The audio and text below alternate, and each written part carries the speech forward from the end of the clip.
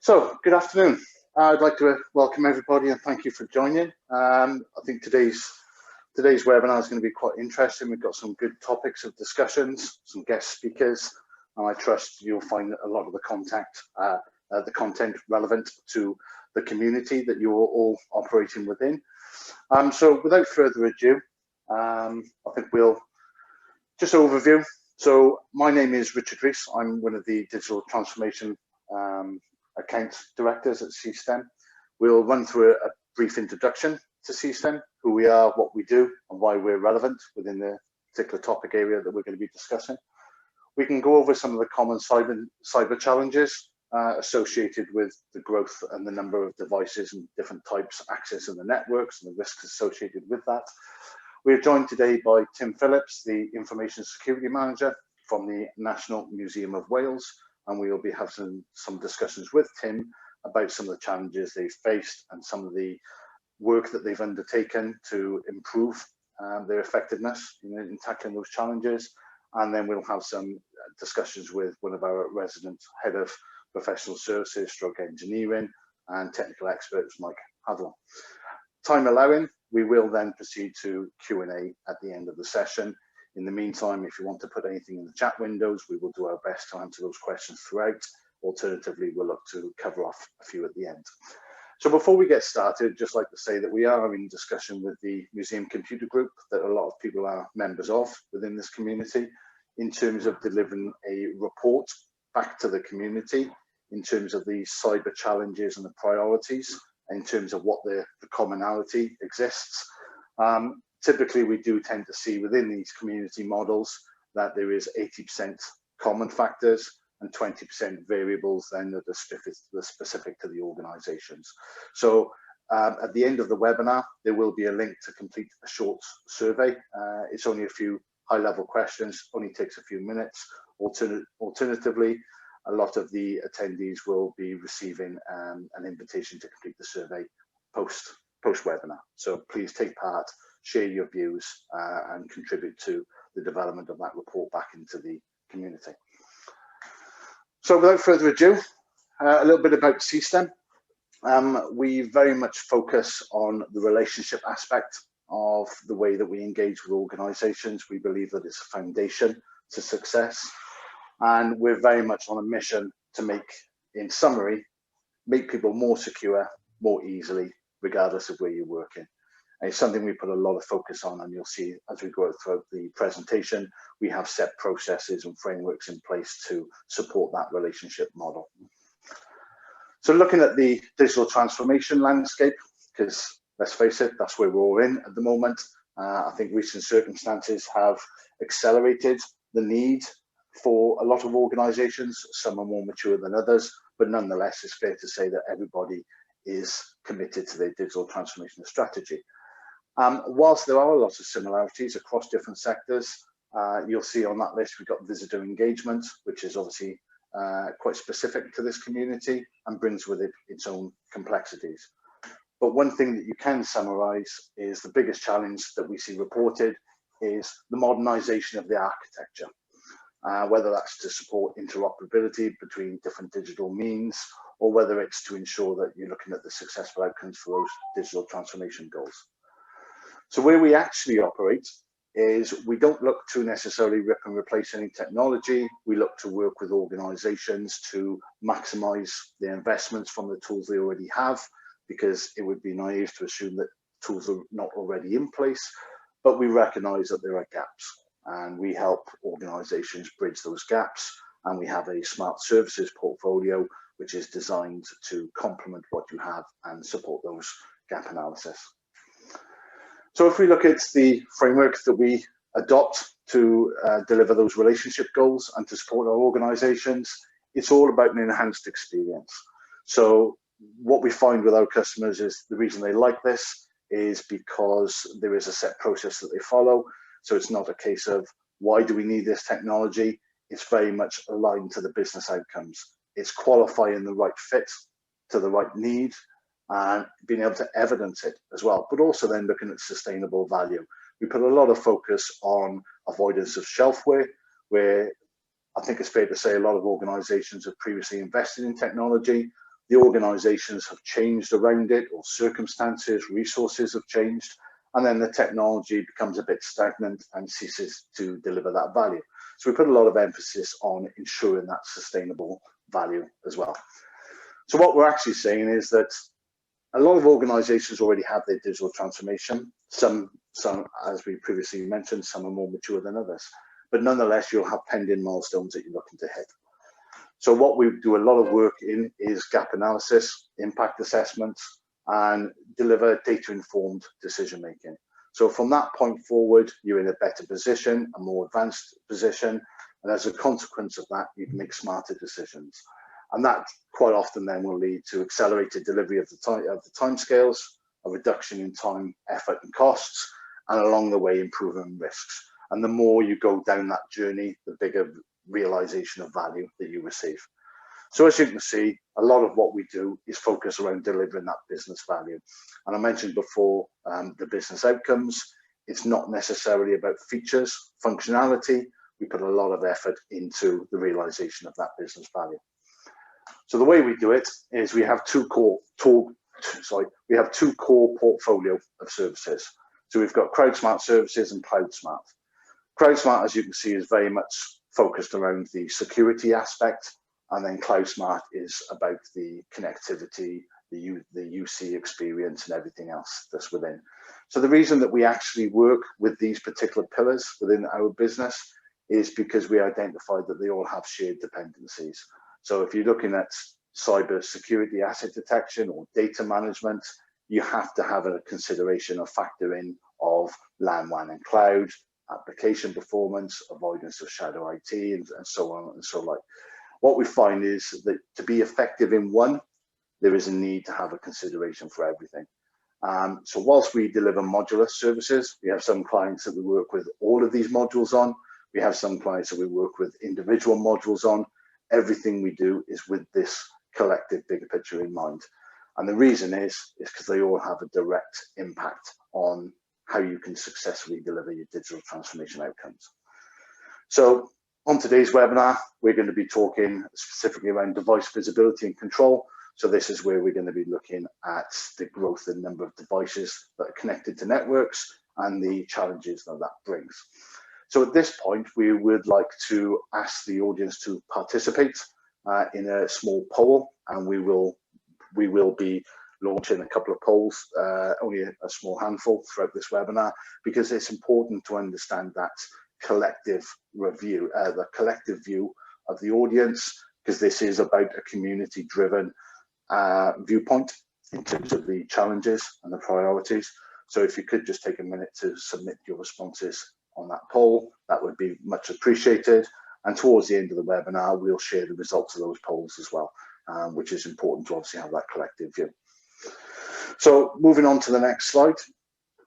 If we have a quick look at the landscape, So if we have a quick look at the landscape, I think it's fair to assume that I think we're all, those of us that are in the know and those of us actually that aren't in the know, we could have populated this slide with hundreds of extracts over the last 18, 24 months, even longer, further back than that.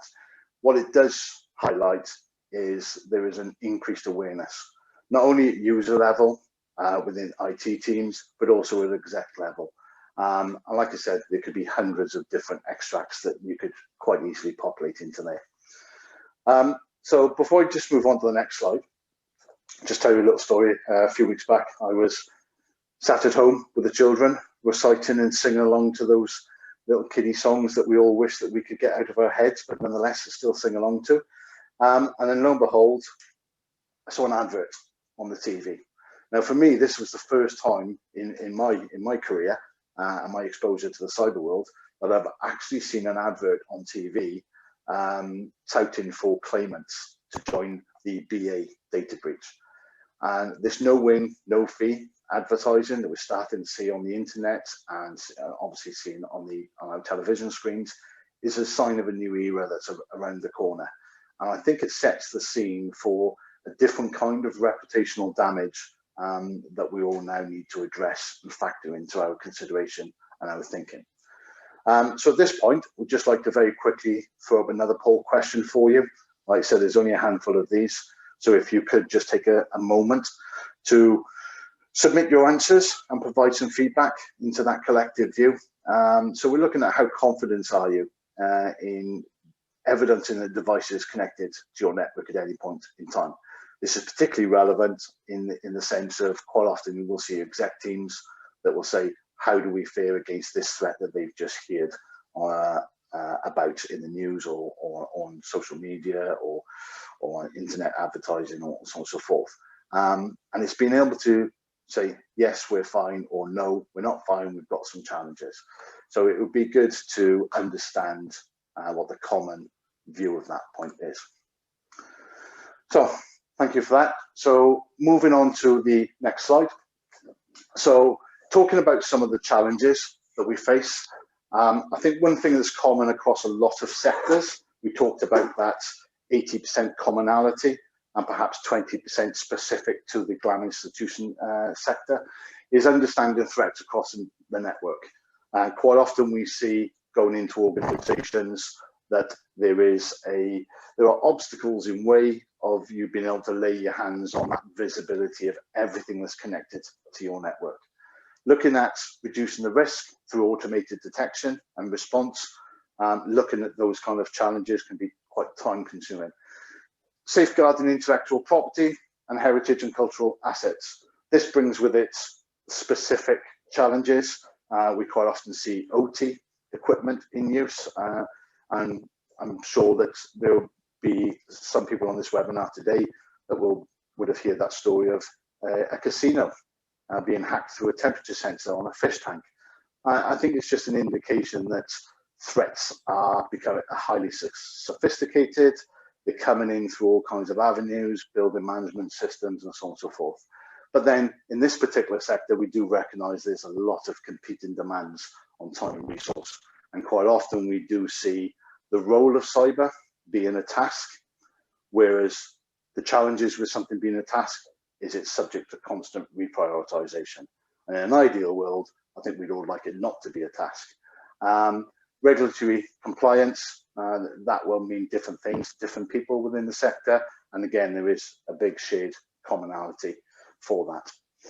And then we'll start looking at some of how we address those challenges in terms of what people are seeing as use cases to overcome those challenges. So we'll look at your asset inventory. We'll look at how you look at managing whether a device is compliant or not, what it has access to on the network, elements of automation that can be put in place, and then how you respond and whether you segment and whether you mitigate the risk and so on and so forth. So in terms of moving on, I think at this point, I would like to introduce our guest speaker, a working relationship, and actually somebody in our class is a good friend as well, Mr. Tim Phillips, Information Security Manager at National Museum of Wales. And we will be discussing some of the aspects of the challenges that they faced when we first started talking with them, how they tackled some of those challenges and the differences that has made and where they are now as well. So good afternoon, Tim. Thank you for joining us. Richard, it's nice to join you. Thank you. Tim, it feels like a lifetime ago since we started talking about the initial challenges. I think the world went crazy a little bit in between. So something happened. I can't quite put my finger on it, but yeah. Yeah, no, there was something going on that I think just delayed progress at some description. But yeah, so Tim, perhaps you can just start with a little bit of background about yourself and perhaps a little bit of a conversation about some of the initial challenges that you faced when we first started discussing these topics with you. Okay, yeah, Tim Phillips. I'm the Information Security Manager for Amgueddfa Cymru, National Museum of Wales. We're a public sector body funded predominantly by the Welsh Government, but looking after the National Collection of Wales. We've got 7 museums, ranging from Impressionist art in our Cardiff Centre to the Moon Rocks in Cathays Park, to a coal mine at Blaenavon, Big Pit, a slate museum up in North Wales, a woolen museum out in West Wales. Yeah, so we have a diverse portfolio of museums and things. We reach about 1.7 million visitors a year coming in to the museum, and social media, we reach about another 2 million people a week through social media accounts. So a reasonable size museum, 650 staff, number of volunteers, flexing up and down, can be sort of 500, I think it's about that at the moment, but this has peaked in recent years at 1,300. So yeah, I think, Richard, we started talking after a presentation I gave to the South Wales cyber community, which we hosted at the St Fagans Centre. That was back in August. Yeah, no, I remember that quite vividly, actually. I remember going off on a wander as well, because it's a place I've visited on many occasions with my children. So yeah, no, I agree that is back in the day when we first met as well, wasn't it? And I think that even then you were talking about the wider challenges that you were facing. So yeah, so perhaps if you could just give the attendees a bit of an overview of why you were presenting to that group and what you were looking to get out of that. I think it became a therapy session really for me, but it was to explain the challenges of managing what is really quite a large cybersecurity estate on a small budget with a small team, predominantly myself, limited resources. We'd had a good foundation of the IT. The IT was modern. We were predominantly Windows 10 on the kit. We had a good network infrastructure. We had a good server infrastructure on Hyper-V, but we hadn't as yet got the compliance and if we were to think of the ISO 27001 Plan, Do, Check, Act, it was the checking and the governance that what we were doing was correct. That was missing for lots of what we were doing. So that was a big thing for us to try and bring in. The amount of data that we hold, whether it's personal data about our staff, our volunteers. I don't know how many of the attendees, public bodies. We have our own pension fund, so there's another high-risk data set there that we have to protect. We have a lot of work, a lot of engagement on the compliance side with refugees, LGBTQ community in South Wales. Our Swansea Museum works with the refugees as part of the City of Sanctuary projects. So compliance-wise, there's a lot of sensitive data on our networks. We have a lot of infrastructure. We have now 750 desktops, laptops, best part of 100 switches, 100 servers. We're looking at an enhancement to our CCTV estate of an additional 200 cameras, or sorry, 200 cameras going into one site. So there is a lot of tech there, and we need automation. We need automation on the rollout and the management of the kit. We need automation on the governance of the kit as well, so that we can prove, whenever the auditors ask us, are we compliant? We can go, yes, here's a report. And the report is a couple of hours old. It's not one of the concerns with Cyber Essentials.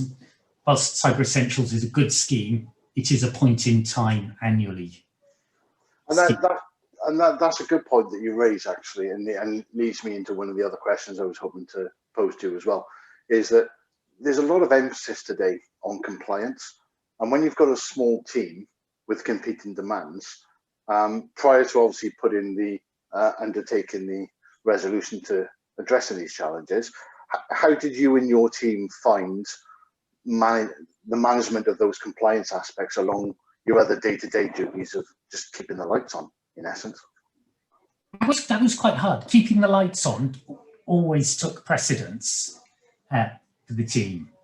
And the duty, with Cyber Essentials, we're supposed to patch within 14 days of a critical release coming out. So that's not so bad for Windows, for desktops and servers, where you've got WSUS and you've got Intune and you've got the other easily manageable available tools.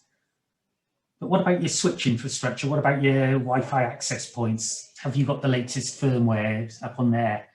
And it's getting all of those systems so that they're visible, and visible in from a single panel, a single point of view, coming back to the single view of the estate. No, I think you're right, and I think that's something we discussed on many occasions, and quite often it's a case of how do you portray that this is where we're at, this is where the organisation is at, and when the exec team start asking you, where are we with this and where are we with that, and I'm sure you almost feel like turning around and saying, well, if you left us alone to do what you asked us to do, I could tell you. Yeah. So on that point as well, another good opportunity around the topic of compliance. I'd like to just flash up another poll question. Again, I think this is the penultimate one as well. So this is where we want to understand the view of, is automating the check-in of a non-compliant device a priority for organisations in terms of, Tim mentioned there about at a point of time monitoring, and how much of that is a priority. So if everybody could just submit their answers there, it would be very good to understand and review the collective feedback after that as well. So thank you for that. So another question, Tim. We obviously, you talked about WSUS, and obviously there are things like Microsoft and things like that in play with the security center and so on and so forth. There's a lot of existing tools already in place to manage corporate owned devices. But obviously within your community, there's a lot of non-corporate owned, a lot of IoTs and so on and so forth. What's your view on how important it is to gain visibility of those as well as just the corporate owned? It is vital for us, that. IoT is probably more important for us at the moment than BYOD. We've taken, I'll come on to it later, how Office 365 throws a spanner in the works. But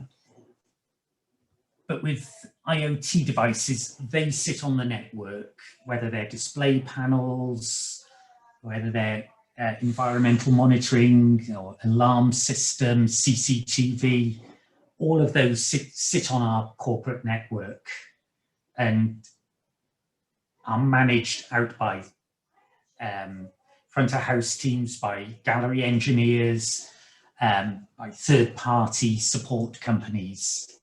So we want to gain a full view of those so that we can say that actually, yes, all of our display panels are patched to the latest release. They've all got the admin passwords changed from default. But we want to be able to evidence that. We want to be able to evidence that our CCTV cameras are only talking back to the control room, that they're not sending data elsewhere. As with many people, we use a lot of lower cost CCTV. We're just going through a big discussion as to whether we should stay with Hikvision, a Chinese manufacturer, or whether we should move on. But we have now visibility of all of our Hikvision devices. We have visibility of all the firmware levels that they're on. And as the engineers, sport engineers come in from the third party, we can see them rolling out new firmware. We can see them putting new devices on. We can bring that into our change management for the network. It allows us to manage the network as a whole. There's previously, front of house had responsibility for certain parts, IT had responsibility for back office systems, security had responsibility for other bits, etc., etc. Bring your own device is slightly different for us. We've made the decision not to allow personal devices to connect to the corporate network. So it's only going to be corporate phones, corporate laptops, etc. that can connect in. But Office 365 now allows corporate data to exist on personal devices quite happily. So that's an area that we need to dig down, and we still need to look at the controls for there, and how we can do that, how we can manage the 365 element of the estate is still sort of under review. Yeah, no, and I know that we're obviously engaged with you still, and it's that ongoing journey, isn't it? It's that aspect of the relationship that we talked about. Task.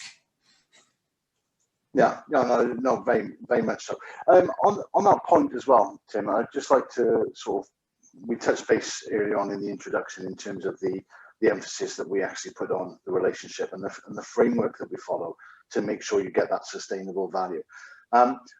Can I ask for you to present your views on what the engagement process was like with our guys in terms of the qualification of the fit and the assistance that you've received along your journey so far? Okay, yeah, I'm happy to do that. I found the engagement process smooth. I found yourself, Mike, who's speaking later, very engaged, very interested in the sector and museums as a whole. The fact that you work elsewhere in the cultural sector in Wales was important to us, that you have the relationship with the Eisteddfod. That was important. Your knowledge of the sector and the ability to sit and listen to us whilst we actually learned the questions we wanted to ask you. So there was a lot of hand-holding from yourselves, because NAC solutions are not easy things to understand. No, I think you're quite right on that. That's some very kind words that you've communicated. So I thank you for that. And as I stated, we pride ourselves on delivering on business outcomes, not just features and functionalities. And yes, I recall plenty of conversations with you in terms of we need to do this, and me keep saying, why? Why do you need to do that? What are you trying to achieve? Because we put a lot of focus on ensuring that ultimately when decisions are made, you need to live or die by those decisions. And we're always looking to support you in terms of being able to evidence the journey that you've gone through and why you select the things that you do, but also, again, avoid that shelfware and get that sustainable value. And I think the work that we're engaged with currently now in terms of that next phase of undertaking that we're on the journey with is indicative of that. So, so Tim, let's fast forward to where you are now. Obviously, you've got a great deal of visibility. You've already highlighted some aspects of what you can now achieve and how you've tackled some of those challenges. What difference has it made? How has it impacted what you guys do on a day-to-day basis, and the demands that you previously had that may be less demanding now and allow you to focus on some other things, perhaps? Well, currently we're running 4 Scouts in the see and reporting mode. We haven't yet got into the ability to control devices. But with the see and reporting, I am able to provide independent reports back from a compliance point of view on our patching status, on our firmware status, USB ports, not just on our Windows devices, on our Macs, on our servers, on our switches and Wi-Fi access points. So we have discovered, as with many organisations in our sector, whilst we think we have a reasonable handle on what's connected to the network, when we actually turned 4 Scout on and ran it, we had underestimated by a reasonable double-digit percentage the number of devices that were connected. So just having that visibility, knowing what we've got and seeing everything, and now we're rolling that vision out. So I can see, if I look at our CCTV network, I can see now where my blind spots are. I know the device that I need to get the network team and the security team to look at to give me device access to the cameras and devices beyond. So before, we had no visibility of our blind spots. This may sound strange, but our blind spots are now visible and we can address them. No, and that's a very valid point. In the world that we live in, there are known knowns, known unknowns, and unknown unknowns.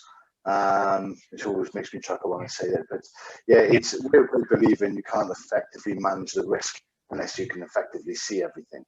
And we're very proud to be working with you guys and enabling you to have that visibility and assist in the translation of the data that is now visible into actionable automated remediation capabilities and things like that. So one thing I'd like to just quickly ask you is sort of tied in with the same thing. I think you've highlighted it, is quite often we see a translation barrier between exec and tech teams.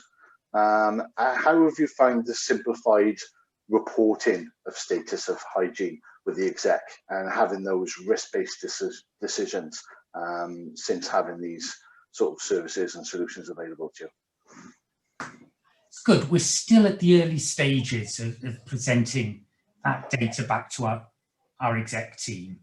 But we now feel confidence that when myself or head of IT have discussions with the execs as to why we need to make changes to the network, why we need expense or hardware upgrades, we can justify it. We have the rationale behind, we know and can evidence our decision-making process and the rationale behind our decisions. Okay, that's good. Decision-making is obviously key. As you know, it's all very well to say we want to do this, but it's having that consensus report within. So I'd like to take the time just to flash up our last and final poll question to the community, because it is about compliance and reporting, is how confident are you in being able to quickly and easily access accurate reporting, either for regulatory compliance or for board level communications around risk? So yeah, if everybody could just take a time to submit their responses to that, that's, again, we'll cover off those answers towards the end of the webinar. So on that note, Tim, I would like to thank you very much for your detailed input. I found that quite valuable. It's always good to have some real life experience on these kind of discussions. And please hang around, because I'm sure that when Mike's talking and some Q&As, there'll be some questions later on as we go through. So on that note, so first of all, thank you very much, Tim. So without further ado as well, I'd like to introduce Dr. Mike Hatherall, who is our resident head of engineering.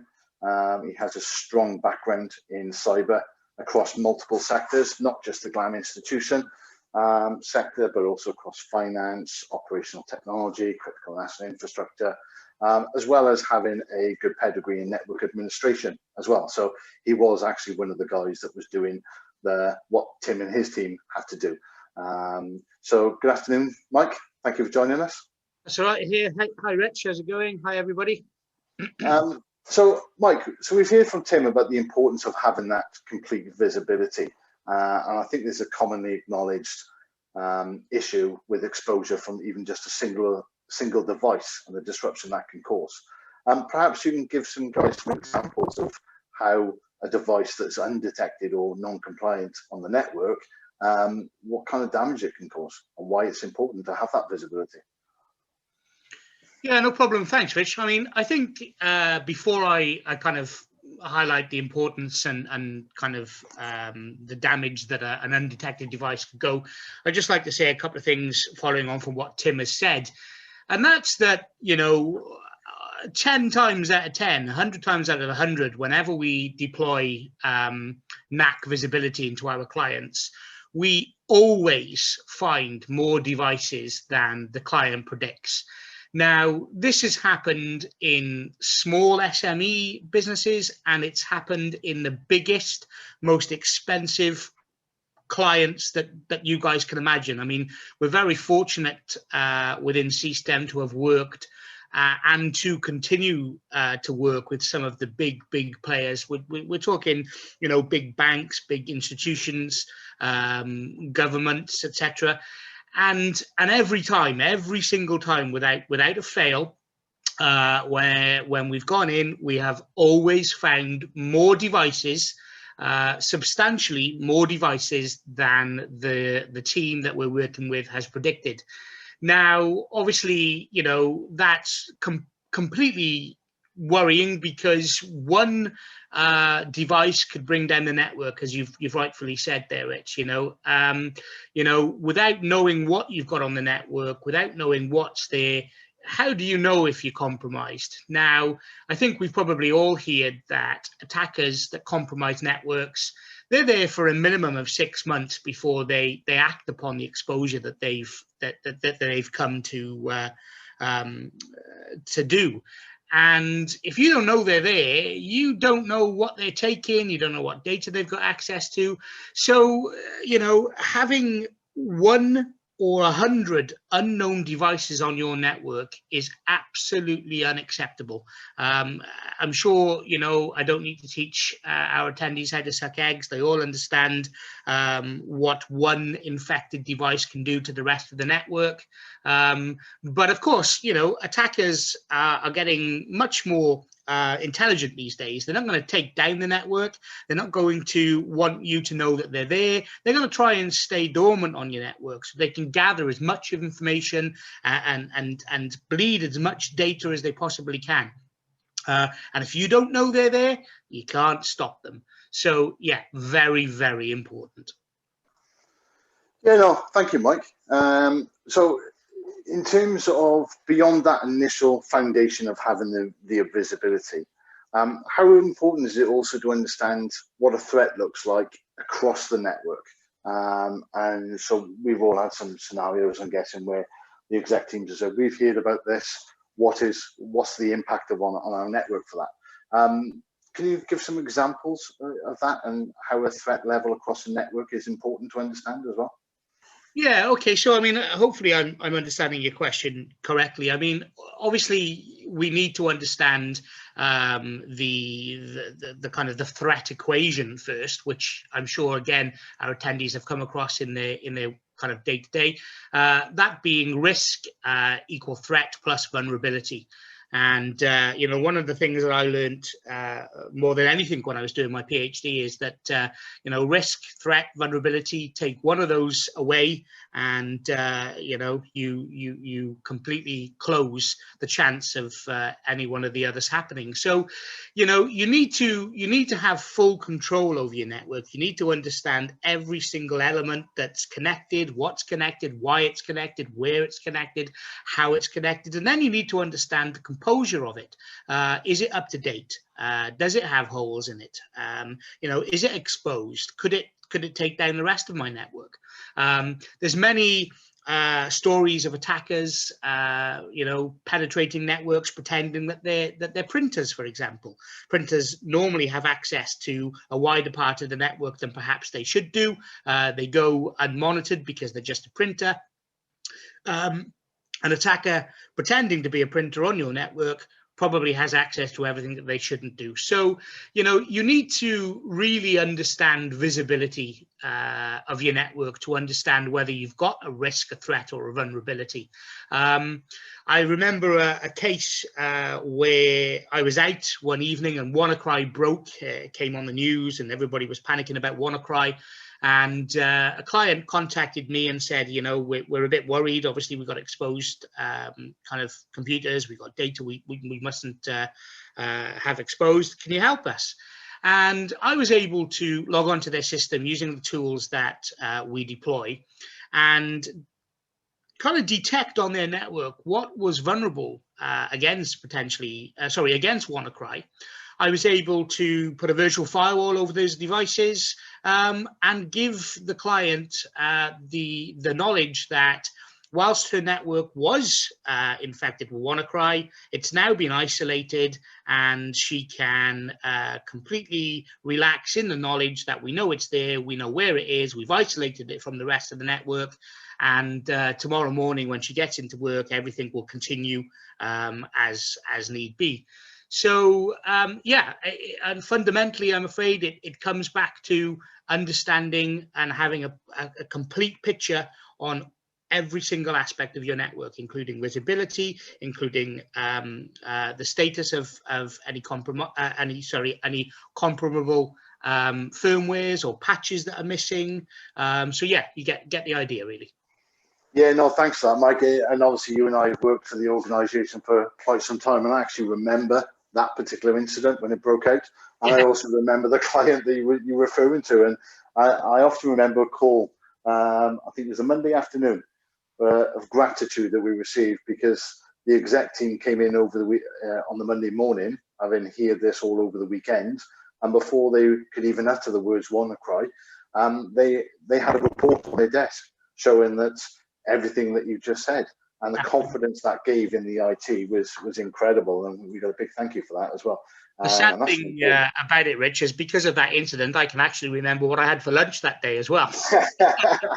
I can always remember what I have for lunch, Mike, but that's another story. So, Mike, it's fair to assume, obviously, we've touched on this previously, that a lot of organisations already have systems in place, but we quite often, as we both know, we quite often see that they're siloed, there's gaps, and we know it's those gaps that the malicious behaviour are targeting. So what is your view on the best approach? Is it a one solution fits all, or is it about complementing technologies, working together to fill as many gaps as you can? Yeah, okay. So, I mean, look, in today's day and age, vendors that expose themselves to this house or that house, you know, they are slamming doors in their own faces. So, you know, gone are the days where companies are Cisco houses or, you know, HP houses, or, you know, it doesn't work like that anymore. There's so many IoTs, so many devices, so many mix and match of different companies. So, you know, if you're working with a vendor that isn't cross-vendor platform, then really, you know, you're stuck in kind of the 1990s. So solutions that we always look at are always cross-vendor, agnostic.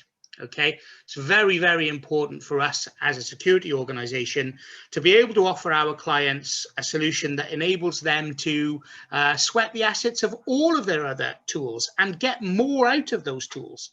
So I think it's very important that you aren't giving somebody a solution that says all of this all the other devices, all the other systems that you have to get rid of them, forget about them. We've got a new shiny car coming in, just use this one.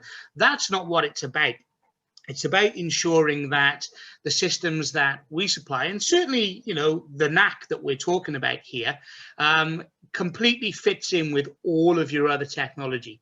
That's very important to us. We want to help you to get the most out of everything else that you get, whether that be a SIEM tool, whether it be a patch management tool, whatever it is, we want you to be able to get the most out of it.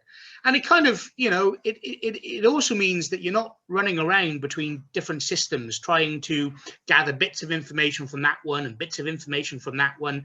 We like to try and give you one pane of glass. We like to give you a central system in which you can use to pull information from all the other different products that you may have. Does that answer your question, Rich? Yeah, no, it certainly does. Thank you, Mike. And I felt it was a relevant question to ask, because quite often we see people saying, well, I have something that does part of that already. And it's not a case of looking at the full perhaps capabilities of one individual solution or one individual product. It's about honing in on the business outcome. What's the gap? Whether you're only using partial capabilities of one, or there is an operational or an in-house resource and skills aspect of why the other one's being used.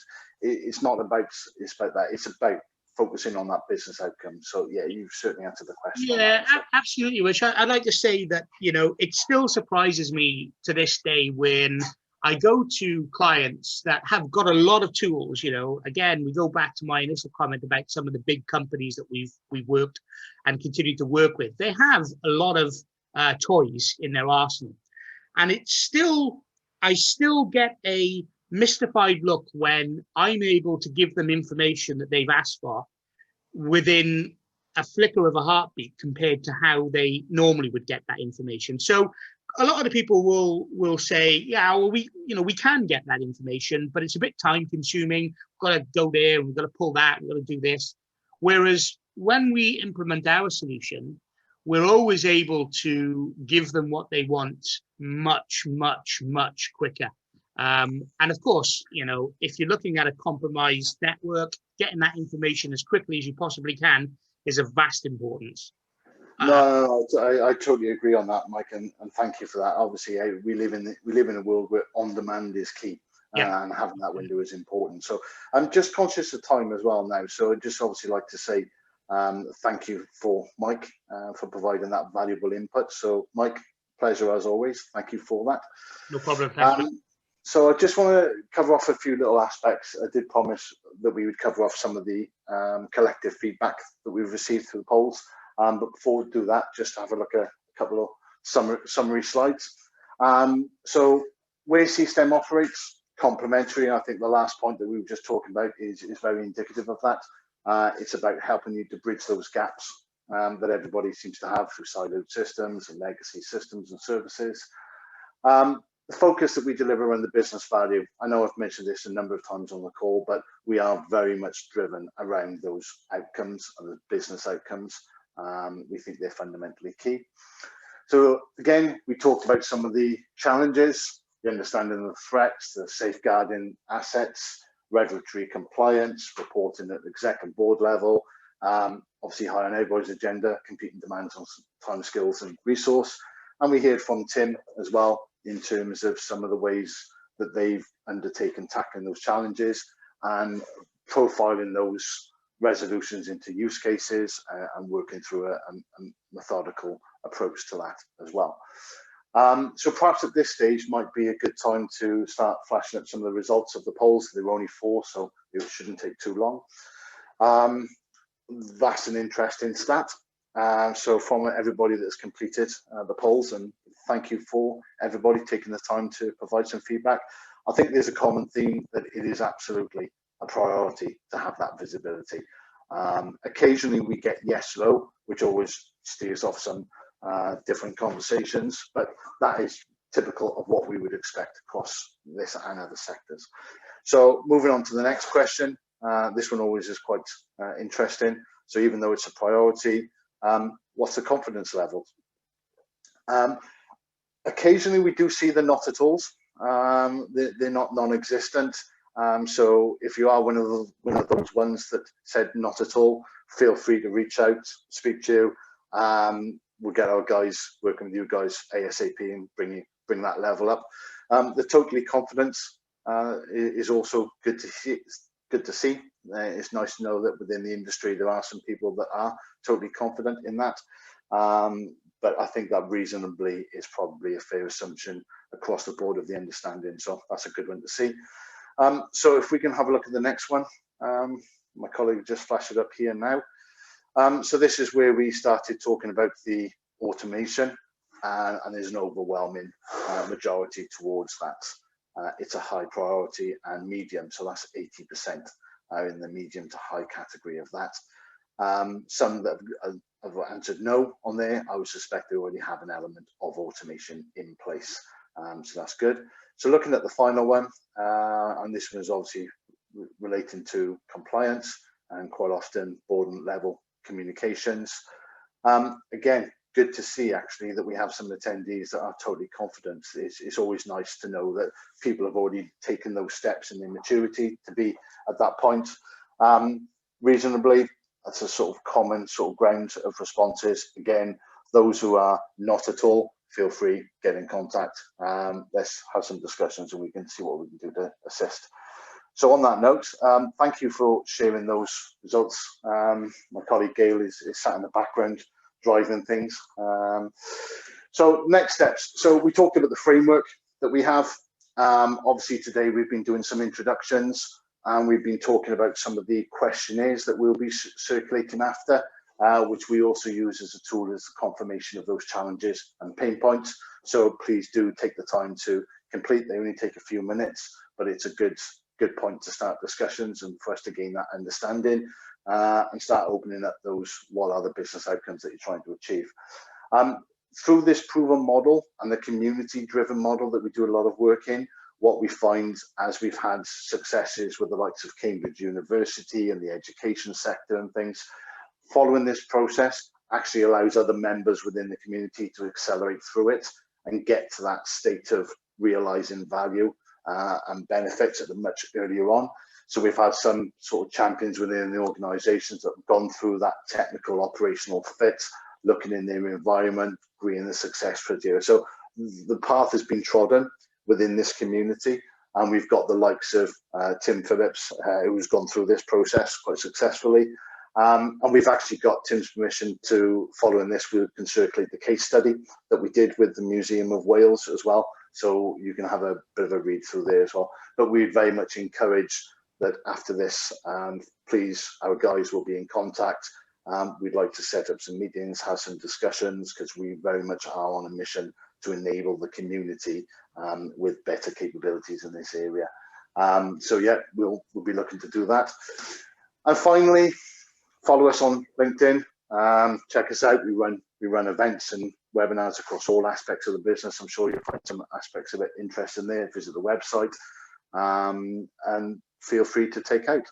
And on that note, I'm just going to have a quick look to see whether we have any Q&A. So we have had a couple of questions within the chat, but no official questions coming up. So on that note, with an appreciation of everybody's time, it is late in the day, so I think we'll bring things to a close. So once again, thank you very much. We will be circulating questionnaires after, if you could take the time to support that feedback into the report that we're hoping to deliver into the community. And just leaves me to say thank you for everybody's attendance. Thank you, Tim. Thank you, Mike. Very much appreciated. Valuable input. And enjoy the rest of your evening, everyone. Thank you very much.